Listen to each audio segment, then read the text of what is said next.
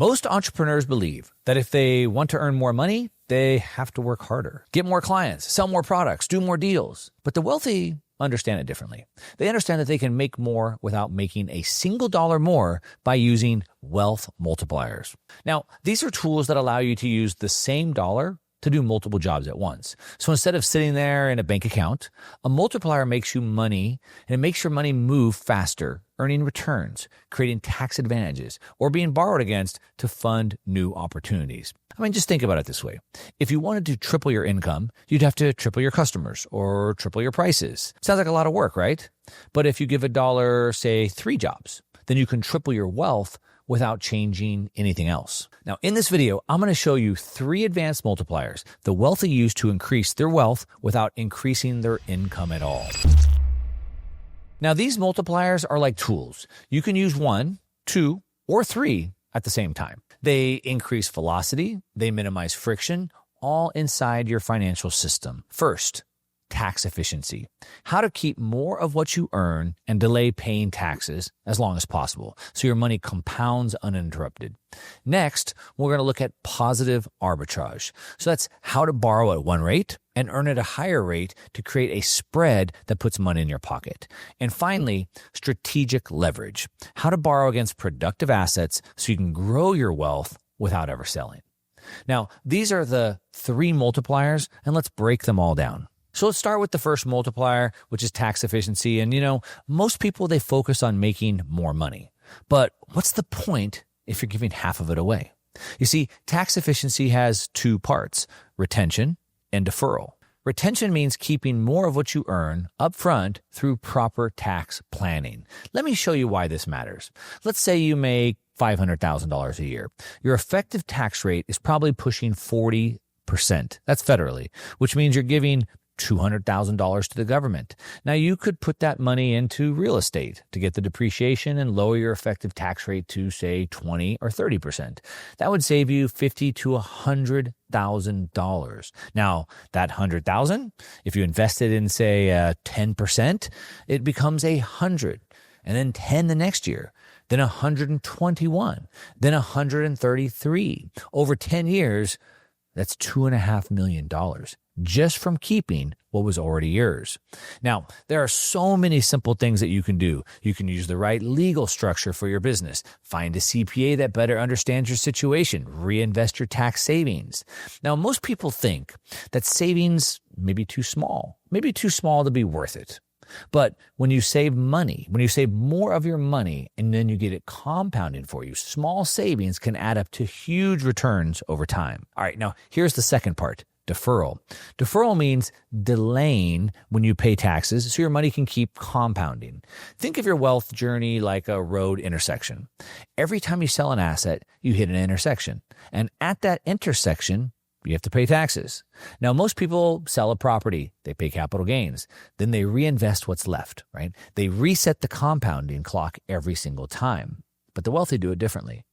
They use tools like a 1031 exchange, which let you sell an investment property and then reinvest the proceeds into another property without paying capital gains taxes right away. Now, you're not avoiding taxes, you're just deferring them. Now, the IRS allows this as long as you exchange it into another investment property, a like-kind exchange within a specific time window. Now, why does this matter? Well, it matters because if you pay the tax at each intersection, you're going to crush your compounding returns over time. Let's say that you buy a property for $500,000. It grows to $1 million. You sell it and you pay $200,000 in taxes. Now you only have $800,000 to reinvest. But if you defer that tax through a 1031, then you get to reinvest the full $1 million. That extra $200,000 gets to keep compounding. Now, over 20 years, that difference could be millions of dollars. The bottom line is you can't multiply what you don't keep, and you can't compound what you keep paying taxes on. So tax efficiency means keeping more upfront and paying later. That's the first multiplier. Now, the second multiplier is something I want to introduce. It's a new term you probably haven't thought about before. It's called positive arbitrage. Now, positive arbitrage is when you make money on a spread between two things. You can get a business line of credit at 0% for a year. You take $100,000 out, and then you park it in, say, U.S. Treasuries at 5%. You just made a 5% spread risk-free.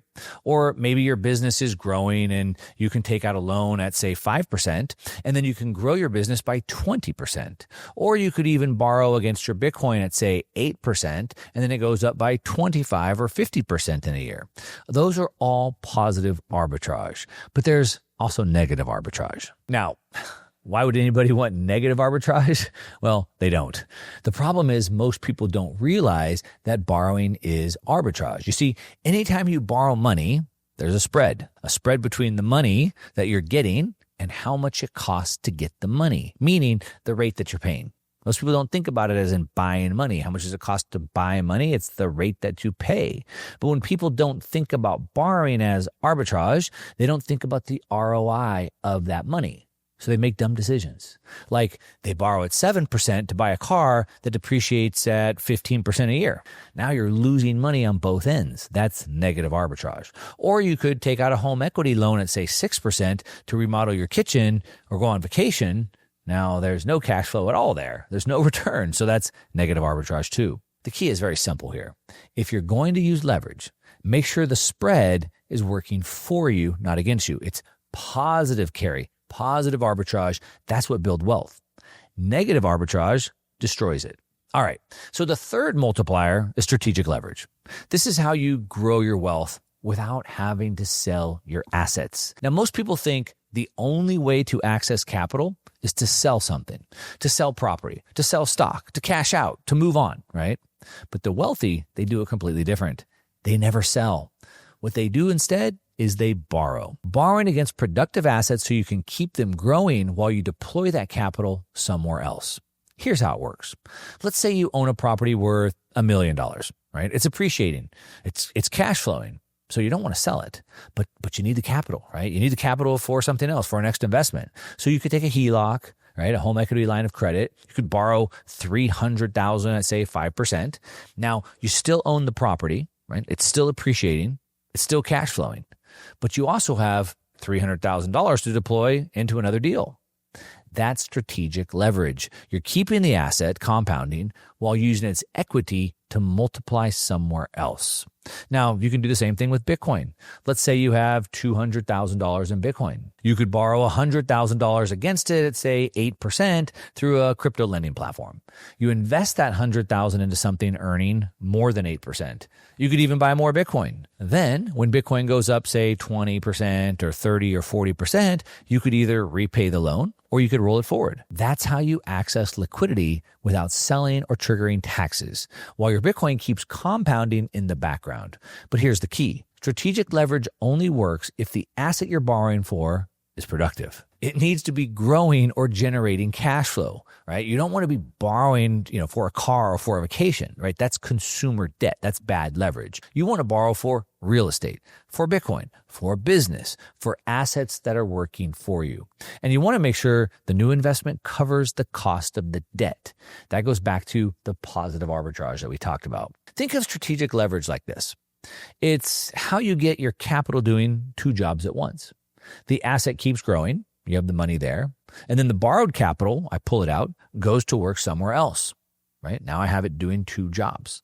That's the third multiplier, strategic leverage. So those are the three wealth multipliers: tax efficiency, arbitrage, and leverage. Now that you know these multipliers, you need to understand the order in order to apply them, because you need to use these in a very specific order and sequence. So go watch that video right here, and I'll see you over there.